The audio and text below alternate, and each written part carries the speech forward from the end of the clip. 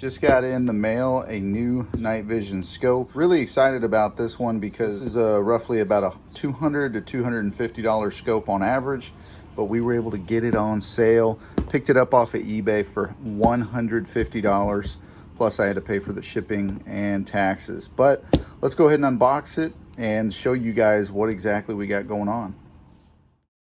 As you guys know, we like the outdoors, but without the fancy price tags. And while we have some buddies that are able to afford some of the finer things, we typically don't get to spend a lot of money and break the bank. This was all I could get, so hopefully we can make some cool videos with this guy. But it is, as you guys can see, this is the Triton StarStrike Gen 2. And the really cool thing about this night vision is that it supposedly will hold zeros. Let's go ahead and unbox this guy, talk a little bit about it, see how it compares to the Night Crystal M6. Now, this was advertised as brand new, and based on the tape, I'm a little skeptical. Except I can see on this side, it looks to be intact. I'll take that as a good sign that this thing hasn't been opened yet. This appears to be a sleeve, so let's sleeve it off. Small little ding on the box. Pop the bottom. Promising even more. Got some user manual stuff. One of those polishing cloths for the lens. Oh, snap. That's pretty cool. They put a SanDisk micro SD card in here, so that is awesome. You know, these things ain't cheap, so that's pretty cool to have that included in with the package. Huge plus. Let's go ahead and put this off to the side. So right off the bat, we can see we got two 18650s. These are nippleless, as I like to call them. They don't have the protruding nipple on them, so these are a little bit shorter than your standard 18650s. Definitely good to have a charger, a separate charger for these if you're new to using these. It's always good to have a backup charger. They've got what looks to be a heavy duty USB Type-C cable for charging. From what I understand, you can charge your batteries when they're installed in the scope. We have our own little battery charger for these guys, and it tells us the percentage that the battery actually gets to. So we'll probably use that to go ahead and do our charging. But looks like there's another bag hiding in here. Got a couple of extra screws and a little tool. Put that down. Man, I'm excited. This looks the part. Look at this thing. It's a good size. It's not too compact. It's not too small. And it just looks good. It looks to be of quality. And I have to admit, now that I have it in my hands after looking on the internet at this guy, it feels heavy duty. I can tell that it has like a cast aluminum exterior finish. Let's go ahead and check the threading on this. Those seem to be machined pretty nice. Smells brand new, so I think we got ourselves a brand new StarStrike Gen 2. I'm not too familiar with the buttons on these, but right off the bat you can see we have icons, and these feel nice and soft to the touch. I like that this circle is the big power, because on our Night Crystal M6 the power button is kind of blended in with the standard buttons, and this one has its own separate button for the power to turn on and off. And this is apparently a pretty powerful infrared light. From what I understand, this guy's rated at 850 nms, and also got a little dust cover. Pop that guy open. Got a nice piece of glass. Super excited to test this guy out and see what it is capable of doing, and more importantly, if it'll hold zero. Let's explore a little bit more. We've got right there, we've got our little port for the micro SD card, as well as that Type-C connection spot. And I like that they include this little rubber flap, so in case you get a little bit of mistage, some rainage during your hunt, you don't have to worry about getting water inside those open contacts. Unfortunately, on our $100 Night Crystal, that unit, you do not get a little rubber protector like this. Jumping to the other side, not a whole lot going on here.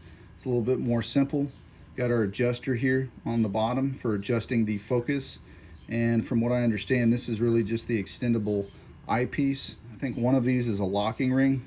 And I thought they were plastic, but it feels like they're also the same material as the main unit itself. But super excited to test this guy out. I'm gonna go ahead and grab these two batteries here and throw them on the charger, and that way we can actually power this guy on and start using it and seeing what it looks like this evening.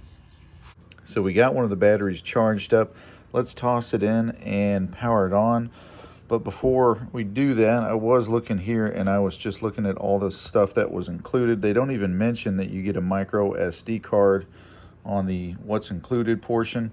And then I was looking over here that Triton guarantees this product against defects in materials and workmanship for life. So a lifetime warranty is pretty impressive considering the price point that these guys go for. Granted, I was looking online at Amazon and I could see that they don't actually have these in stock on Amazon for the time being, but you can still find other people selling them on eBay. But I have to admit, it really is kind of heavy. It's a lot heavier than our M6. And without further ado, let's go ahead and get the battery tossed in. I like that they put that little indentation there for cranking it a little bit more. If you want to grab a penny and tighten it up, you're able to do that also. The flat side is going to be facing us closest to the end. Should be a pretty tight fit. Got that spring in there, so you got to compress it.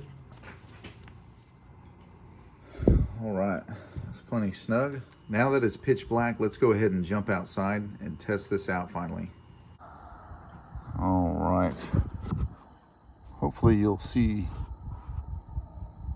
So here we have the Triton. As you can see, I got a neighbor about 35 yards away.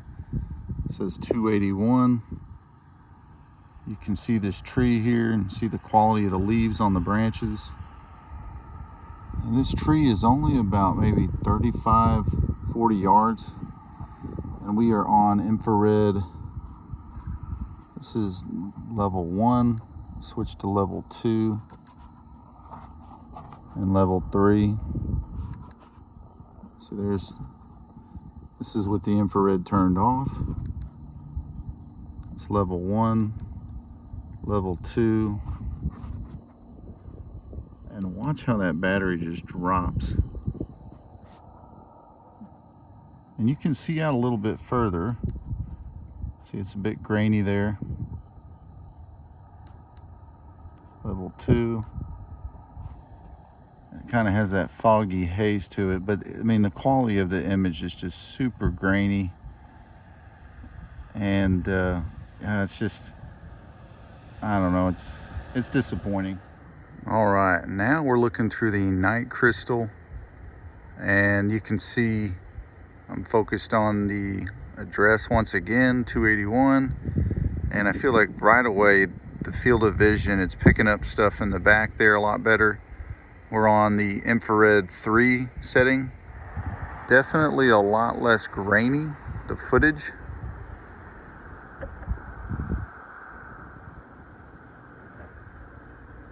In my opinion, the footage is noticeably better. I'm trying to stay as still as I can, but I feel like the detail in the leaves is much stronger at that 35, 45 yard range. And the detail, get zoomed in a little bit. It's a digital zoom, so the detail kind of fades. But I mean, I think that's impressive. You can see just a little bit more detail in the tree branch there. That tree is over 100 yards away. I want to say that particular tree is about 120 yards out there. This guy right here, this tree is right at about 35 to 40 yards. And I mean, it's just noticeable difference in the quality. I don't know if you guys notice it on your end, but let me know what you think. I should have just got a thermal at this point. Reason being because the footage on this thing is grainy, super grainy. And even with the adjustment here, you can make the image relatively clear at about 40 yards, but after 50 yards, the image quality just gets extremely grainy and it feels like you're filming in like 320p. I mean, really, you're looking at just really grainy footage and the detail is lacking. I have to admit, the quality of the picture that you see through because I mean, this is a digital scope, but the quality of the image is a lot better with this guy, and it's smaller too. Not to mention it's probably just a teeny bit lighter, as this one comes in at 17 ounces.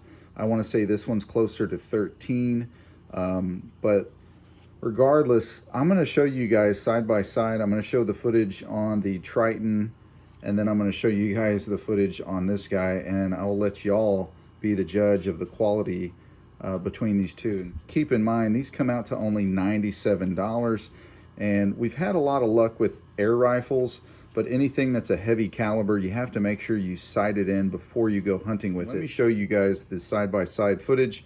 I'll try and put a clip on the left here and then another one on the right. Same clips of footage, this time side-by-side comparison. On the left you can see the Triton, and on the right you can see the Night Crystal M6. And the unfortunate reality that we're faced with here is that the video quality is just, it's grainy. It's noticeably grainy and fuzzy. That's the only way I can describe it with the Triton on the left. And on the right, you can see we're able to get out to that burn pile that's literally over 100 yards away, and we can kind of make a little bit more detail out of it, as opposed to on the Triton, it's kind of hard to see that burn pile and the sticks and the individual branches in it. So definitely disappointed in the video quality with the Triton, but I'm optimistic that we will be able to get some good footage with it regardless, and maybe be able to play around with the settings a little bit more once we get some field use out of it. But I just wanted to show this side-by-side comparison because I think it really does kind of open it up to the video quality, and it's just a little bit more clear with our Night Crystal. Drop a comment down below. Which one looks a little bit more clear to you in this video? Side-by-side, top and bottom comparison. You can see there's a huge side difference, a big size difference in these guys. And while I think this one really looks the part, and this one feels and kind of looks like a cheaper construction. I mean, this is plastic, these rings, the eyepiece relief here is all plastic. The objective lens adjustment here for the focus is plastic. And the housing on this guy, it's this really nice, like hard aluminum. And honestly, while sitting here and adjusting this, I did not notice any change in eye relief. I think this is more for kicks, in my opinion. I don't think it didn't do anything for me. I'm curious what you guys think about yours, if y'all have one of these. I do like that it has this little dust cover for the objective lens on the front end, and the adjuster for the focus is here, which does make it a bit more interesting. Now, let's focus on the controls. I'm sure you guys are wanting to know a little bit more about this. Like I mentioned, that power button is isolated. This button on the bottom left here, that is going to kick on the infrared light and get that illuminating whatever you're looking at. There are 3 different powers. So you have IR1, IR2, IR3. And IR3 is going to be your brightest. So for those further distances where you're looking out to 120, 130 yards, that infrared IR3 is going to be really your best bet when using this guy. It does not have an additional Picatinny rail like you get with the M6. So you're not able to slap on an additional IR light to, zoom out to those further distances, because if you do have a really good quality IR light, you can really stretch out the distance on this guy and make it do a much better job. The only drawback to this guy is that we've had issues with it holding 0 in between travel. So that's the main reason why we're testing out the Triton, to see how it compares and hopefully give us better results in the field. Also looking to do more videos with it. Your zoomage is going to be this top button and this lower button. So you click on this guy on the top side where it has the little video camera icon, and that's going to zoom you in. And you click on the bottom portion here, it's going to zoom you back out. If you're looking to play and watch videos, you can press and hold and actually watch your recordings on this guy directly. Not sure why you would want to do that, but you're able to do that if you press and hold that guy down. This is strictly for, I guess, as the OK button, the enter button to select things once you pull up the menu. I still haven't figured out how to pull up the menu or change the different crosshairs, because you do have the ability to change out the crosshairs. Apparently there are a few more options that are built into this guy, so it'll be fun to play around with that, but I really just wanted to do a quick unboxing and first impressions on this, and I really wanted to see what we would get for paying double the price. So for 200 bucks, I think this is a pretty cool setup. I'm gonna have to test it out on one of our rifles to see how I like it additionally, but I have to admit the housing and the design of it, it really is on point and it looks good. It really does look the part. I also like the mount for the Picatinny rail a lot better. Definitely looks like a better build quality, much more heavy duty, and a lot of people say that this is a great unit up to about 100 yards. Once you go past that, it is a bit of an issue. We're definitely gonna make some more videos on this Triton. Appreciate you guys watching this video. Stay tuned for more content that we're gonna put out on night vision. And as always, thank you for watching our videos. Take care.